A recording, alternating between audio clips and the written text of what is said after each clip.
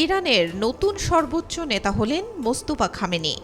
দেশটির ৮৮ সদস্যের assembly of expert বা বিশেষজ্ঞ পরিষদ তাকে এই পদে নির্বাচন করেছে।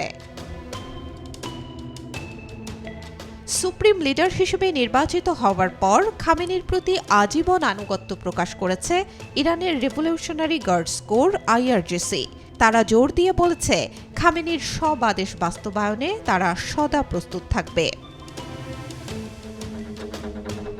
আইআরজিসি আরও জানায়, ৮৮ সদস্যের অ্যাসেম্বলি অফ এক্সপার্ট দিয়ে খামেনির এই নির্বাচন সবার কাছে প্রমাণ করেছে ইসলামী ব্যবস্থার অগ্রযাত্রা থেমে থাকে না এবং এই বিপ্লব ও ইসলামী ব্যবস্থা কোনো নির্দিষ্ট ব্যক্তির উপরও নির্ভরশীল নয়। এদিকে মোস্তফা খামেনিকে ন্যায়পরায়ণ, জ্ঞানবান, ধর্মপ্রাণ ও বিচক্ষণ হিসেবে বর্ণনা করেছে দেশটির সামরিক বাহিনী। তারা জানায়, খামেনিকে নির্বাচিত করার মাধ্যমে বিশেষজ্ঞ পরিষদ বুদ্ধিমত্তার প্রমাণ দিয়েছে।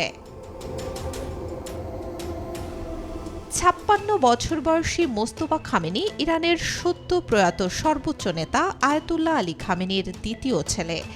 ২৮ ফেব্রুয়ারি ইসরায়েল যুক্তরাষ্ট্র যৌথ আগ্রাসনে তার বাবা নিহত হন।